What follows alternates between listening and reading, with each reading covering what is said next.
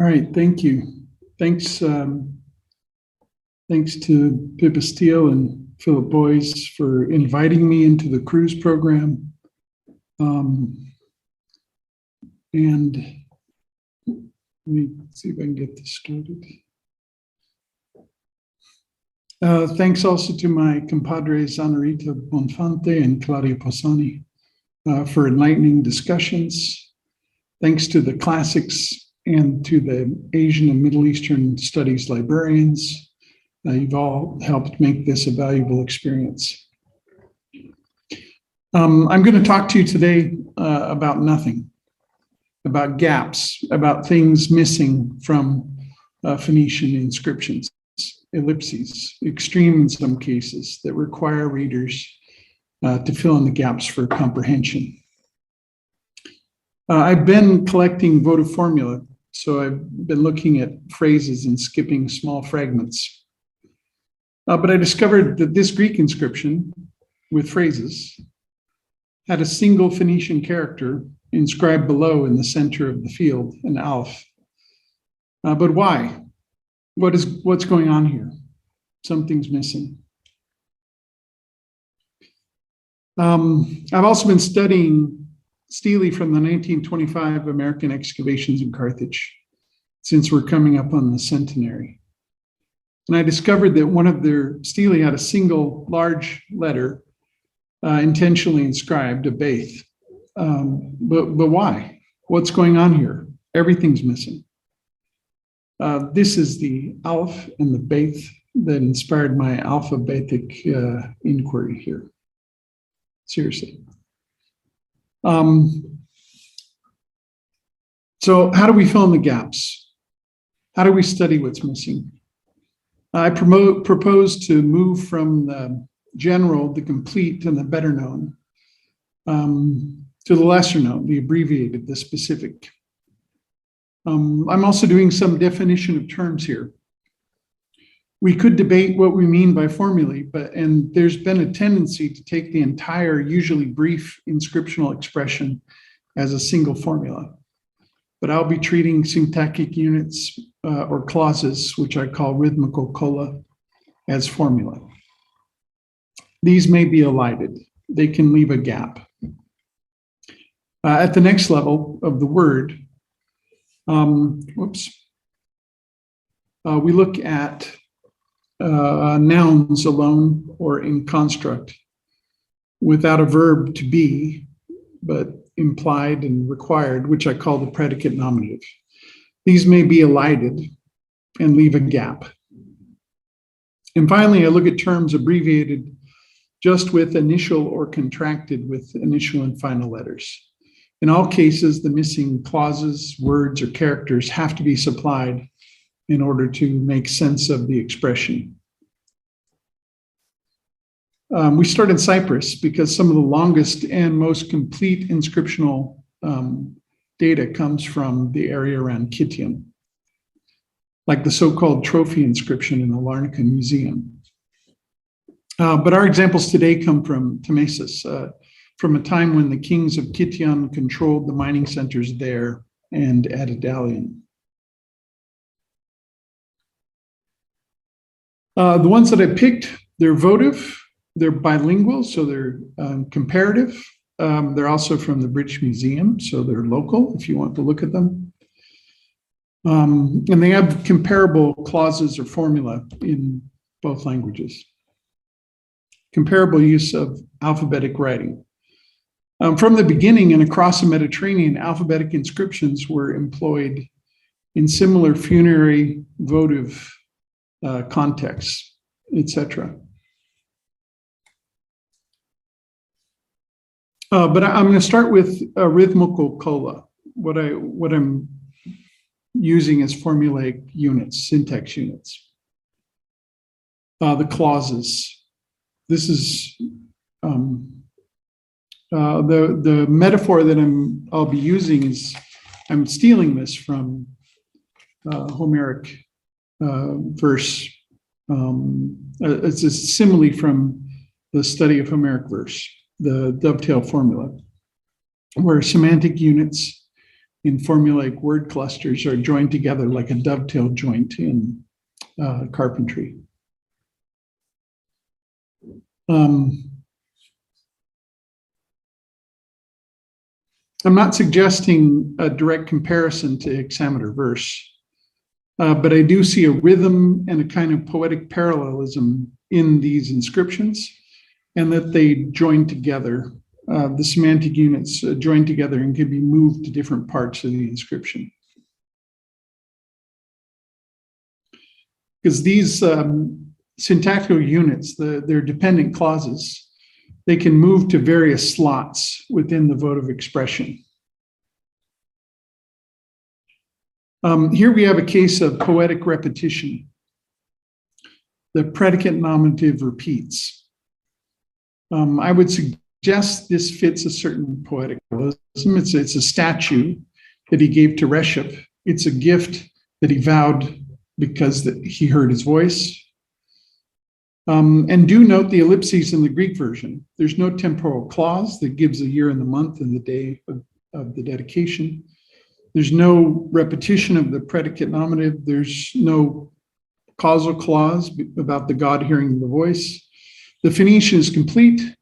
In Greek, the kola or elided, that suggests that the Phoenician is the original version.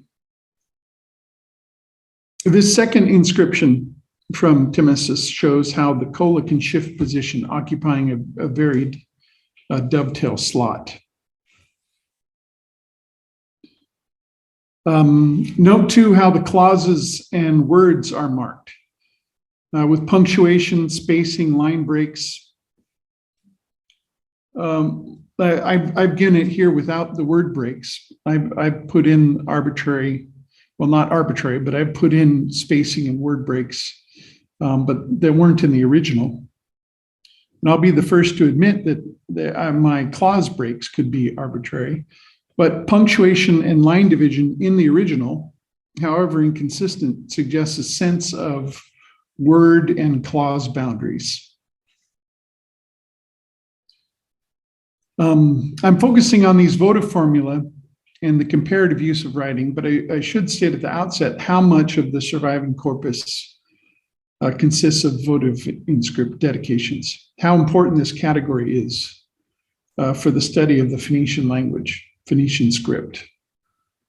Every dot here represents an inscription, one of 10,000. And I've fraudulently rounded these numbers and created a distribution percentages out of thin air. But I don't feel I'm misleading you terribly here. And it should give you a sense of the comparative importance of votive dedications. We've looked at a couple of complete formulae from the East, but let's move west to Kirta and to Malta. Also bilingual contexts. And this example from Kirta, I present again as a case of the double predicate nominative. Votive vowed to Baal Hamon, another type of poetic parallelism. As far as elision goes, the causal appears about the blessing, but the temporal does not. So this is ellipsis of the clauses. In this case here, the gift was erected to Baal Adir with both causal and temporal formulaic kola. But the temporal is moved in position to the very end. That's just a general sense of the syntax. I'm working, since this is an alphabetic presentation, I'm working my way down to the alphabetic inscriptions. But I want to take a moment with the predicate nominative, the main clause of these inscriptions.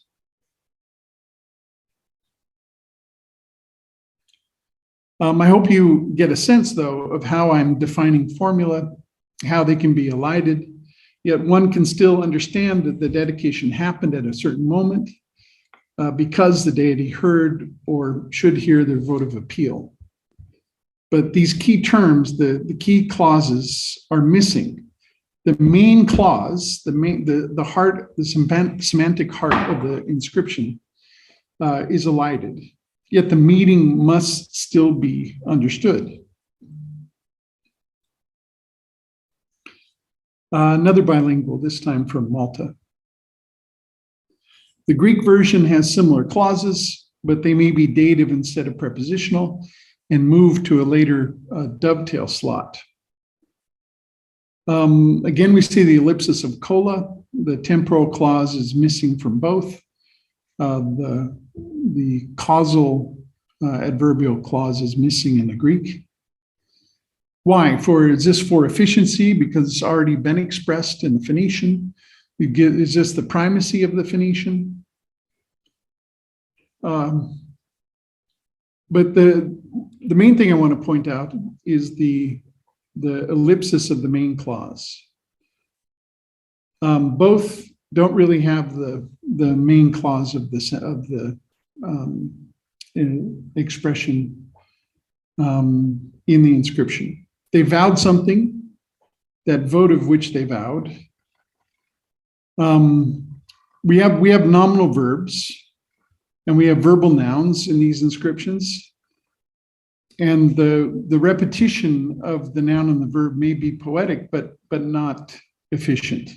Already in the verb itself is the noun. Already in the vowing is the votive understood.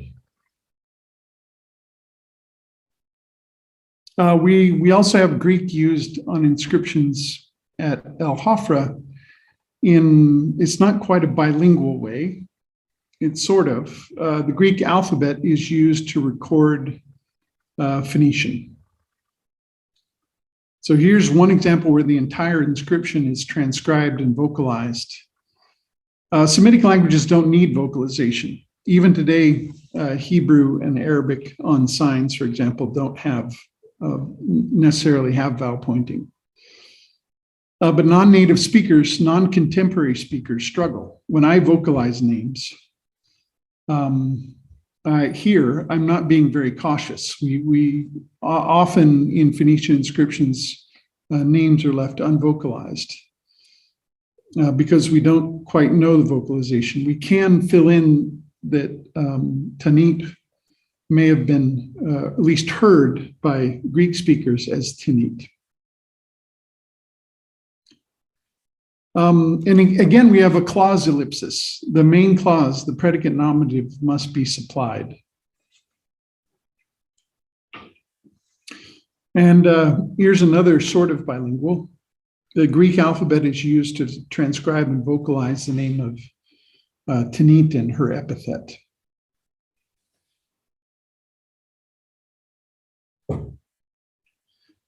But this system of eliding the main clause, sometimes eliding, sometimes not. Sometimes the predicate nominative fills two slots, sometimes one, sometimes elided. But this gap must have been readily filled. Here I've slipped in some examples from the East, from Elamed in the Lebanon. Taken to an extreme, ellipsis can leave just the dedicant's name and the action or the product of their vow, with recipient deities assumed by the location in that sanctuary for the sake of efficiency. But you can still fill in these blanks. There's only two main, in the West, there's only two main expression systems of formula joined together in this dovetail fashion. And the vow is usually vowed. Given was the gift. Erected was the erection or the stele. And they can be mixed. A vow can be given, a gift can be vowed. Something in that expression can be understood despite the elision of the predicate nominative. Elision of the main clause. All right, the final type of elision is abbreviation, to initialism, to the initials, or to contraction of words. Certain cases where minimal expression still allows for comprehension. Beyond the extreme of one or two words, we have some inscriptions that record just a few or two or even just one letter. 3 sites provide extreme examples of elision: Malta, Kirta, and Carthage. Now, the Phoenician alphabetic script from the beginning and by design employs elision. As I've said, Semitic inscriptions do not require vocalization for contemporary fluent readers. As I've shown, a couple of inscriptions from El Hafra vocalize Phoenician, but intermediary vowels normally went unmarked. In the case of Biblical Hebrew, we do find matras lectiones, consonantal markers that could indicate vowels. Later Masoretic pointing vocalized Hebrew text. Similarly, late Punic inscriptions also employed matras lectiones, but my point stands. Semitic inscriptions elided vowels. So each single consonant implies the vowel. My second alphabetic point relates to initialism. Abbreviations that mark only the first consonant. We see this today in text messages: LOL, OMG, WTF. The names for the writing system, the letters themselves, are based upon the so-called acrophonic principle, where the letter form itself stands for its initial sound.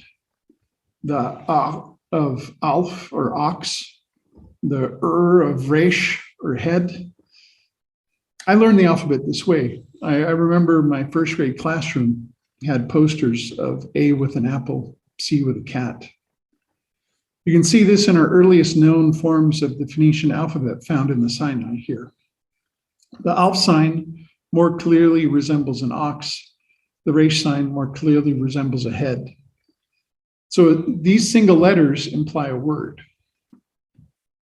One might also think of acrostic poetry in Hebrew as a related phenomenon, the first sound of each line representing an alphabetic letter. With that in mind, let's turn to Carthage photos, where a single precinct has provided the vast majority of the surviving Phoenician Punic corpus. Votive dedications to Baal and Tanit. Some elide clauses, some elide the predicate nominative, some have symbols but lack inscriptions entirely, a type of elision. Some lack even symbols, but all derive from the same precise context. All serve a similar function in marking votive offerings. But even when inscribed, their expressions are rigidly formulaic and often enigmatic. They rarely mention specific terms and can be exceedingly brief, just a few words, as we've seen. But now let's focus on those intentionally inscribed with single letters, alone or as symbolic decoration added to an inscription. But I want to spare one moment for an apophasis. I want to talk about something that I'm not going to talk about.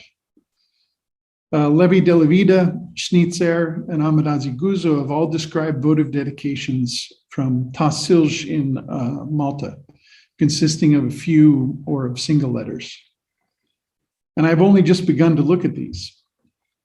They fit my focus on initialism, but they're graffito and dipinti on ceramics, so they don't fit my focus on lapidary inscriptions. And they don't sit aside thousands of rigidly formulaic expressions in the same context. So I need more time to study this set. So for the moment, I'm going to set these Maltese examples aside. In what follows, I'm going to stay in North Africa, but I may hop from Carthage to Kirta and back again. We've been moving from the general to the specific, and now we've arrived at the specific. I'm going to move from the complete and the known to the incomplete, the elided and the unknown. Specifically, I'm going to look at first complete inscriptions with symbolic use of alphabetic characters added, then look at inscriptions with just with symbolic initials. Here, the inscription ends with a double aleph centered on the field above a bottle symbol. In this case, an aleph could be the initial of the dedicant, the personal name Adirbal. But why repeated? The initials could invoke the divine epithet, Lord Baal Adir, Lord Adon Baal Adir. But this manifestation of Baal isn't common in Carthage. More plausibly, the epithet of Baal Hamon found above is invoked twice, Adon Adon. Back in Kirta, the Interpretatio Graeca syncretized Baal Hamon as Cronus. And it may have done so with his manifestation as Baal Adir as well, both Baal Hamon and Baal Adir associated with Cronus. So this could be an initialism for the epithet Adir. More simply, it again could just mark the epithet Adon, or Lord. Or it could be a symbolic use of a Phoenician character centered decoratively in the field.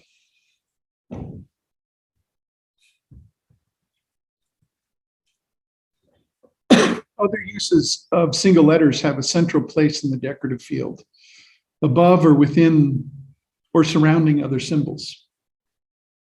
In this case, the Beit sits in the acroteria above the so-called sign of Tanit. This could be an initialism for the personal name of the dedicant, Baal Hano, or for the deity, Baal. The symbolic representation of the deity seems more likely here.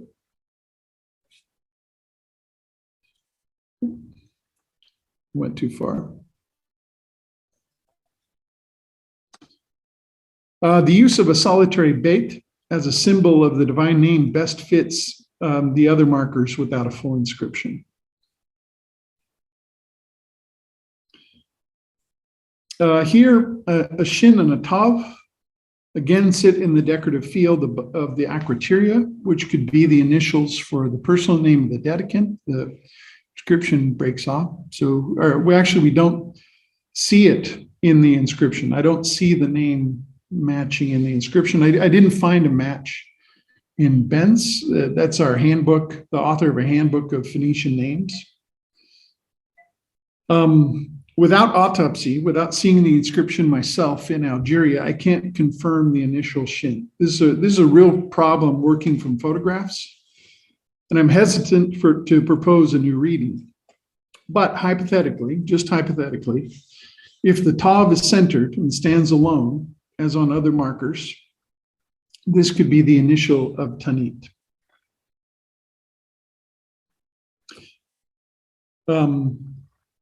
On the one hand, we find the symbolic initial Beit for Baal and Tav for Tanit alone, centered in the decorative field. On the other hand, we also find the divine initials Beit and Tav, framing symbols on the right on both sides of this sign of Tanit. And here in this slide on the right, we have the initials on both sides of the caduceus. In the middle, 4782, it's below the caduceus symbol. On the left, Beit and Haith frame another caduceus, initials symbolizing Baal with his epithet Hamon. So some alphabetic inscriptions likely preserve the initial of the divine name or epithet, symbolic abbreviations. While other alphabetic inscriptions prove more challenging, as above in the case of the Shin Tav example that I hope I misread. In this case, the surface of the inscription seems to be spalling, so it may prove impossible to check or modify the initial reading. The editor, Père Chabot, Jean-Baptiste Chabot, read a hate and a lamed framing the bottle symbol, which you can still see traces of in the acroteria. I can't read those letters or the first line or find any trace of the third. As an initial, the hate again might represent Hamon. But Chabot has suggested a system of contractions that I just can't follow. Contractions of personal names, in this case, preserving the initial and final characters of Hannibal. Either I can't imagine a multisyllable contraction. Can't is a contraction of just one vowel, so I just used a single contraction of a vowel, or I won't imagine it. Won't is a multisyllabic contraction. I find his proposal more ingenious than convincing. I tend to reserve symbolic initialism for divine names. But I may be wrong. Here, the initial and final characters of the dedicant's name do fit the symbolic characters framing the caduceus at the upper decorative field on this inscription. I would vocalize Akbar, but I would expect an Aleph rather than an Ain as the first letter. Still, I may be right.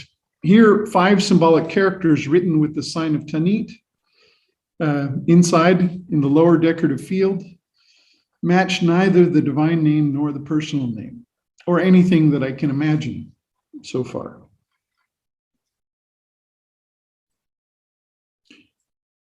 Symbolic characters found in decorative fields without an accompanying inscription defy ready interpretation by me. In their ancient context, a native speaker must have read their symbolism and their meaning.